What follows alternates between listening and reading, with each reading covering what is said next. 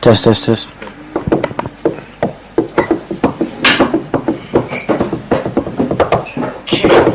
The person transcribing this is not present right now, so maybe you could say your name so she can connect the names with the voices. Pas Danus. Mace. Go. Alright, cool. Excellent. Okay, the second album.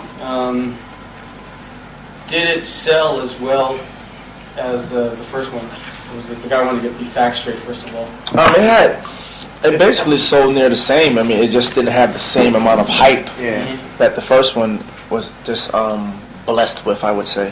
So basically as far as sales, they weren't really that too much far apart when they were all added up at the end of the day. There were a couple of pretty good selling singles off the second album, if I'm not mistaken.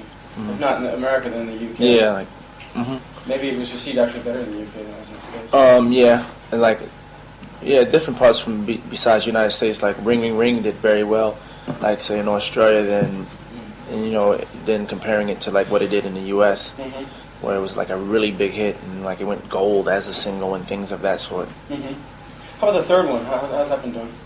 It's been doing okay. I mean, I guess with the whole, as of now, within rap right now, with the whole onslaught of gangster rap, it's holding its own pretty well. And with our second single release, Ego Trippin', I mean, it's been picking up. Actually, it has been selling. It hasn't been like a normal De La Soul, I guess, compared to like say 3PI and Rising, when the album just out the box is doing this. But it's constantly holding its own, and the sales are getting up there pretty high. When it came time to making the third album, what sort of changes did you have in mind? Did you have some big blueprint, some new plan? Well, I guess as usual, we don't try to predict on what we want to do in it, in that sense. But I mean, there were two main things that we knew we wanted as far as with the album. We knew we wanted no skits and less songs. But I mean, we try to maintain the usual as far as just trying different things. Like we added more instruments this time around. We've experimented with it before, but we went even further this time, collaborating with people like Maceo Parker and Original JBs, Frank West, Buster Williams. So so not only while we're doing this, we were just learning from them and learning how to do things musically in the studio, as well as just me and Dove lyrically trying to like go a step further than we did on the last album. Did you get tired of the skits? I mean, what? Well, I wasn't tired of it. Yeah, it wasn't even that. It was just, I think, just a change of pace for us. To me, that's just for De La Soul doing something different, not including the skits. So it was just going about a different route of recording the album. Did you find that fans were asking you what happened to the skits? There was some definitely asked. Yeah. But I mean, like how Dove was saying, it's just like we just like to try different things. I mean, when we really thought about it, when the second album even was after the second album was released, we even felt like we shouldn't even have put skits on that album, because then we started to see a lot of other albums coming out from rappers with skits on it. So it just really was like, well, this is something we shouldn't even try to do again.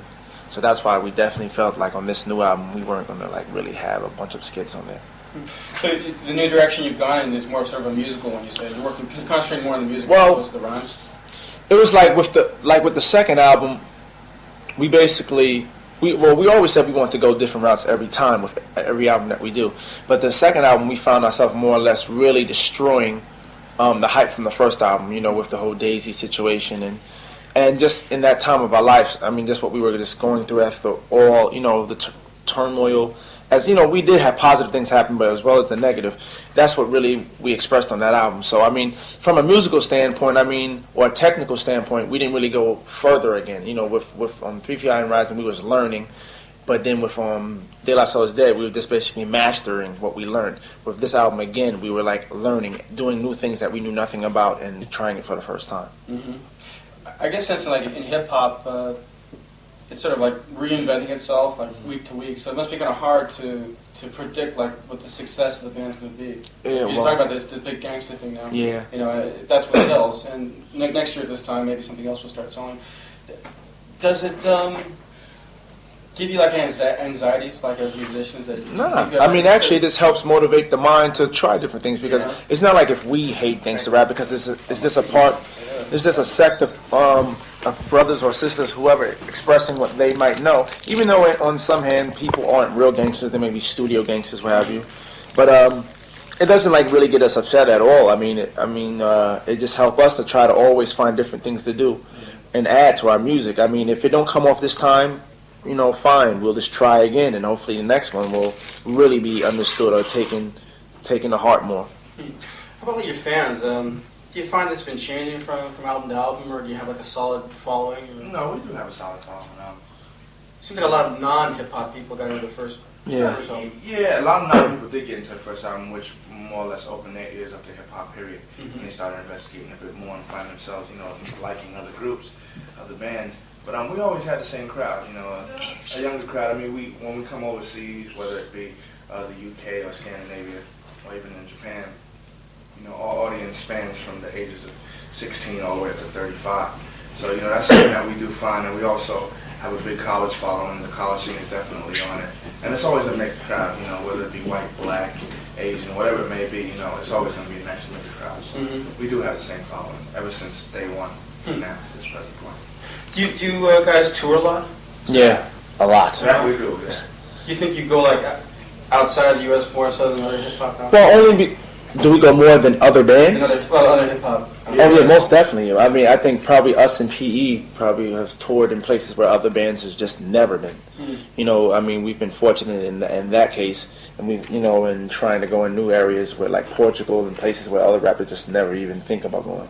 And I don't know. I don't know if it's so much that other rappers can't go there, because a lot of times when we speak with other rappers, I guess they really don't even look forward to going there. They more or less wanted to stay in places that they know. Maybe like in New York, they want to go into L.A. Or L.A. rappers want to venture into New York, and they don't really think in terms of maybe going. Now they probably think in terms of going to the UK, London, but a lot of other places that they might not, speak upon frequently.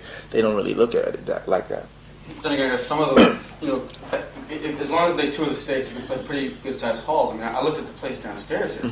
This is like a basketball court. Yeah. But I mean, is this like another thing? Like, I guess it's picking up a little bit more, but still, even in the States, it's really hard to just put shows together. I mean, like, once again, us along with Tribe Called Quest have been very fortunate to do much touring as possible, because, like how Dove was saying, we have a really good college crowd. So we've been doing college tours and things like that, where otherwise, if we didn't, we could be along with a lot of other rappers who might not have that college crowd and have to like play in like really bad clubs, and as far as like it's just really small, and the stage is real bad, sound system's real bad. So the scene that's really good to play on and always happening is the college scene, definitely, because you just can't do arenas no more, and things like that. You talked about your learning your craft in the studio. Has your live performance changed very much? It's gone back and forth. When we first came out, it was basically a free format thing. We wasn't real too technical. It was a constant turntable back and forth. It was the rare essence of what hip hop was.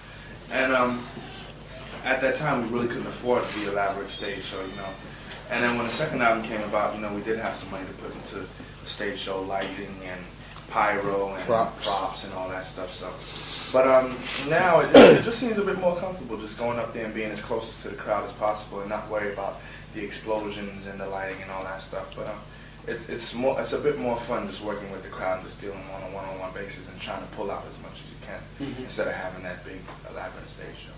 I've enjoyed your albums a lot, but as a fan, for some reason, I find it hard to envision that stuff being done live. Is there a side to De La Soul that we can only enjoy live? Or I think there is definitely. I mean, we can do it live, but I think we would probably definitely have to take it to the big stadium arenas, those kind of things, and that isn't happening anymore. So I don't think we can bring it to a stage like Really? I mean, what kind of a presentation would you bring to a big stage? Oh, it would probably be another... it would be a little... It could be on some, like, theatrical. Yeah. Really? Is that right? It doesn't seem like the theatrical type. Yeah, it would go there. I mean, because we can actually, bring the skits live to stage and things of that sort. Yeah. But I mean, I think one of the main things we definitely have learned in general from just doing a lot of performing is just learning how to adapt to different like environments or different stages. Yeah. If we know we're going into smaller venues, we'll play a little bit tighter. Or if we knew we could be in bigger venues, then we would put together this and that and add this and have props and all that. Mm-hmm. One of my favorite cuts on De La Soul is Dead is Biddy's in the BK Lounge. Yeah. You know what I mean? See, that's exactly what we're saying. Like, we could have brought that. There. Like, Well, one reason I brought that up is because when listening to a record like that or a group like De La Soul, it's not like listening to standard musicians because you guys seem like you're as influenced by comedians as you are by musicians. What kind of music and non-musical stuff like really influenced you when you were young? That's what I wanted to get around to with that question. I mean, somewhere down the line it's probably an influence, but for us, I don't think it was all about, we watched movies and we wanted to bring humor to our albums, and we listened to a certain kind of music like Funkadelic and Parliament, and wanted to bring that across in what we did. It's just who we are as people, we're happy people. We like to have a good time. We like to laugh a lot. We like to joke around a lot. But then again, we get on the serious side and be creative as possible. So it's just the individual personality. I mean, we watched everything from comedy. We enjoy comedy and we enjoy music as Parliament and Funkadelic, but I think it's just the individualism when we come together, it just forms that kind of vibe. It's funny because I guess, you're fortunate to have been born when you were because people with sort of a theatrical side can put that to use within hip-hop. You don't have to just be a musician. Right. In fact, you have to be more than a musician. You got to be a good actor, a stand-up comic, a magician. Wow. Do all sorts of little tricks, blow out of your hat and stuff. Getting back to your childhood, though, like, what kind of kids were you? Were you musical kids, non-musical kids, athletes? I mean, studiers? We love music. Average kid. We're average kids. There's no such thing as an average kid. We love music. I mean, how old were you when you first got into music seriously? Gotta be like 6. It had to be like 10, 10, 11, around there. I mean, music was always in our lives, whether it's our parents playing or our friends down the street introducing us to, listen to this, listen to that. And it was just a youthful thing at the time. I think we was, to a certain extent, rebels also, in the neighborhood. We was just different. We just dressed different. We spoke different. We did different things, amongst ourselves. So we was to the left always, when in high school and everything like that. So I guess it basically shows now in the music that we do. Like in high school, what made you guys to the left of first taking our father's bell bottoms and straight-legging them. Straight-legging them and, wearing old clothing and just having our own little language in school. People couldn't understand our own clique, So it was just always, we stayed to the left. We was accepted just as we are in the rap world today, but it was always just something to the side that we just kept to. Do you guys consider yourself part of hip-hop or musicians first and foremost? Does the hip-hop pigeonhole thing bother you, or is it a burden? No, I don't really consider it a pigeonhole. I mean, I would really consider us more hip-hop. I would want to just be humble enough to say that, I think we are very much influenced as far as going a little bit further than a lot of other brothers who claim they're hip-hoppers, but, I mean, for most, that's what we really took to. I mean, because like how Dub was saying, we was into all types of music, but definitely rap is what we really embraced and what we felt we could play, a part in. So, I mean, we definitely would stick to that. When did rap and hip-hop become important to you? Like, what record or artist do you remember? I mean, from just far back before even records, when I was just like, I guess even for myself, moving to Long Island, but going back and forth to my, where I was from, the Bronx. I mean, just knowing people in the parks, just rapping and DJing. And then when it just moved into wax, like seeing like Grandmaster Flash and people like that, I mean, I was just really open over that, and I would just, like I guess imitate, trying to be them, as well as like other R&B singers. But as rap, I saw rap getting larger and larger. I mean, I just even went more towards rap and always wanted to know about rap and listen to my brother's records because he was old enough to buy records and things like that. So. How about the reaction within the rap community? I find there's a lot of like snobbishness, unless you're like a really hard-ass gangster, or unless you're doing something that's like the flavor of the week. That kind of you're alienated. How's the treatment been for you guys? We've been accepted since day one. I mean, and even within rap itself, it's not too much. It's not too much of a looking at your fellow rapper as like, well, y'all are corny now. I don't think that really happens. I think people accept everyone. There's a time where you might die out and your sound isn't the sound, and they're looking on to the next. But I don't think it's any ever disrespect between the rappers. And we've always been accepted since day one. It's like when we first came out with Plug Tuning, people were like, well, that's something new, and they didn't know who we were, but then when we came out with the album, it was like, you know, everybody just congratulated us, you know, for opening the door to the next level. And it's been that way ever since. Yeah. So you were the guys who were the first in the line, like there was the De La Soul, and there was like PM Dawn, and there was Arrested Development. There's not, I'm not sure if there's a common thread there, but what you did share in common was sort of a universality. You could kind of cross boundaries. Language didn't really matter anymore. Color, race didn't matter anymore. Culture didn't matter anymore. These three bands kind of crossed over. What do you think you share in common with those guys, if anything? I think, if anything, it's just creativity. You know, it's just exploring. It's not. I don't think we share like the same musical, I guess, values as far as how we go about recording and so on and so forth. I think it's just as the Arrested Developments and the Diggable Planets and groups like Tribe Called Quest and Farside, it's just exploring. It's not basically just saying, okay, Limiting yourself. gangsta rap is the thing now. Let me get in on that too because it's selling. You know, it's just about exploring and taking it to any degree and just hoping that, you know, people will tune into it, but it's all about what you did. It's all about, you know, I created this new thing. Are you guys still big music fans? Do you listen to a lot of the music? Yeah, we're like one of the biggest fans of maybe all kinds of music out there. Really? Yeah. But I guess as far as maybe playing, I guess we more or less play more older music than what's really going on today, especially as far as within R&B. You know? Really? Well, like when it comes time to go on a tour, what sort of tapes do you stuff in your bag? Well, most definitely like the latest raps. I mean, whether you know you like the whole album or not. I mean, usually the latest rap albums, but R&B. Not, I mean, especially R&B, it's be strictly like some old stuff like Earth, Wind and Fire or Marvin Gaye or nothing like Jodeci or whatever. That's never in my selection. Really, it has to be the older stuff. Yeah. The classics. Yep. Yeah. Uh-huh. How about among recent groups? What sort of groups do you have your eye on? I mean, obviously you're touring with Farside and Quest. What was it? I mean, recent groups, I mean, there aren't too many that came out that were just like slamming. The only people that we're probably listening to is Black Moon, Tribe's new album, or Pop and Farside. It's not too many rap groups. Honestly, when we're on the road and when we're relaxing, listening to music, we don't really listen to rap. It's not like, you know, we'll tune in to possibly make an old tape, you know, put some records on tape, or Mason make an old tape, and we just listen to old stuff, you know, stuff back in the days, disco, R&B, soul, stuff like that. How about MTV? Do you watch like some of the videos? Yeah, I mean, we watch the videos. We watch the videos, I think, for the videos, because I think that's one of the things that we are in tune to. You know, how videos look, techniques into different videos, maybe ideas that we could make a little more, you know, different for our own stuff. But I mean, you know, MTV is just, I guess, another form of just listening to music, but we don't really like tune into it like on a day-to-day, like, I gotta see what MTV is playing. Kind of a curious question on here. Is it asking you why you started using live musicians? Did you was it becoming hard to afford the samples?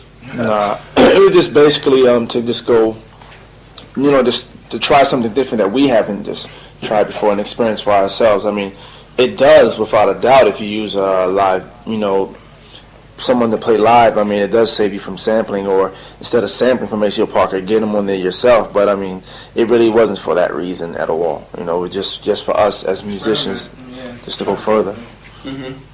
What kind of stuff do you have in mind now? I